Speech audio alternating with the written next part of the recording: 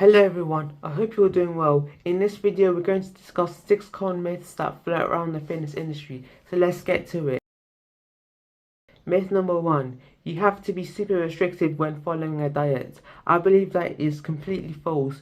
You should not be super restricted when following a diet. If you're, for example, having fat burners and leaves all day, sure, you'll get through the day, but you're going to be super miserable along with the process. And once you lose the weight, you give in to your cravings and start craving junk food, and then you'll just mess up your whole journey. And trust me, it's not worth it.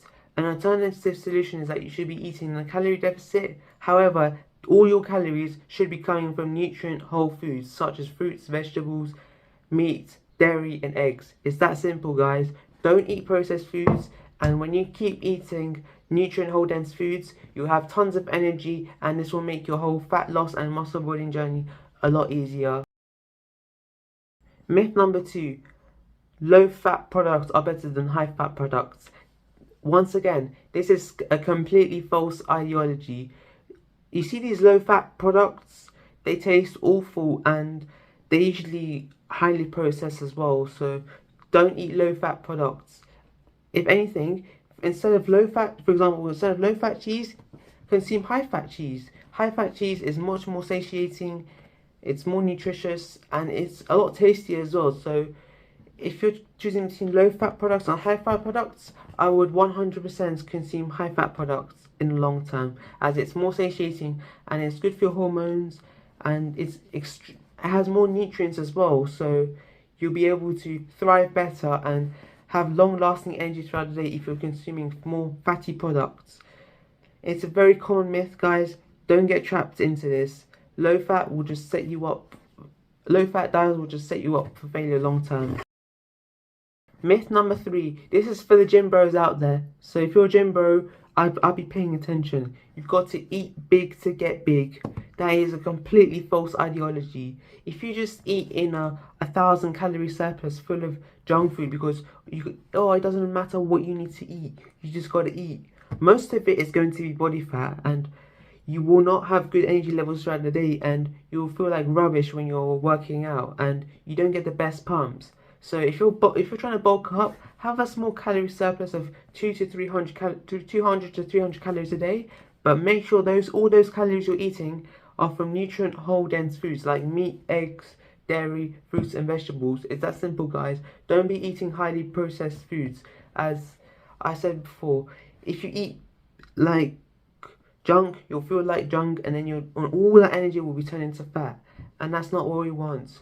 The purpose of the bulk is to build as much muscle as we can while performing at our best. So stay away from junk food if you're trying to bulk up, or these super high calorie junk.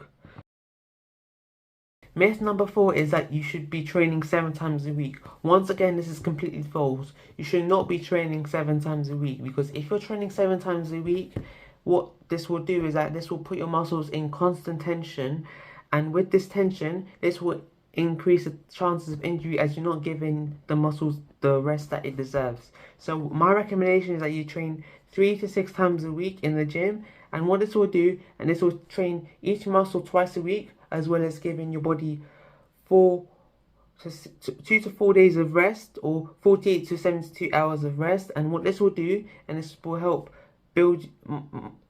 the muscle to repair and build, providing you're having sufficient protein and your training to failure and your form in each exercise is sufficient for the muscle to be working. So make sure you train hard as well as having sufficient rest, and then your muscles will start thriving and build in a healthy way. And that brings me on to the next myth. Myth number 5 is that you can't do a body recomposition. That is completely false again. You can do a body recomposition, especially when you fall under these categories, when you're a new beginner, someone with a high body fat percentage, or as well as someone who just came off from a long-term injury. A body recomposition is when you're trying to build muscle and lose fat at the same time. Providing you're eating a sufficient amount of calories to be able to lift weights and train as hard as possible, what you can do is that you can build muscle and lose fat, providing you're eating nutrient-dense foods and training And I've done this before where I was once at a high body fat percentage, but once I've had a good diet and a good training program, I could lose fat and build muscle at the same time. So take it from me, a body recomposition is completely doable.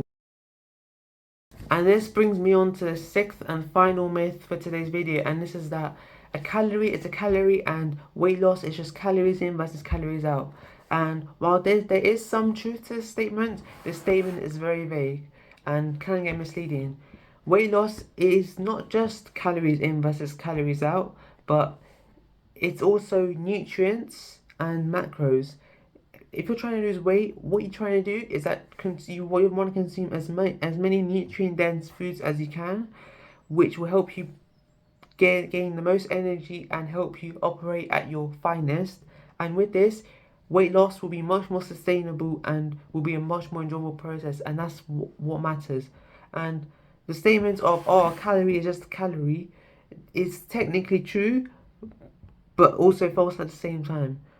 If you compare 500 calories of steak versus 500 calories of chips filled with seed oils, the chips filled with seed oils won't use those calories well as 500 calories of high fat quality steak, as steak is much more nutritious and has much more nutrients, vitamins and minerals. So if you eat the steak, then you'll have much more energy and it will help you thrive as a better person throughout the day, giving you more energy, and it will make weight loss far easier compared to eating the chips. The 500 calories of chips filled with seed oils like sunflower oil, rapeseed oil, canola oil, etc. And this concludes today's video. If you enjoyed my video, make sure you like, comment and subscribe, and be sure to share this video. I really appreciate you watching, and I'll see you in the next video.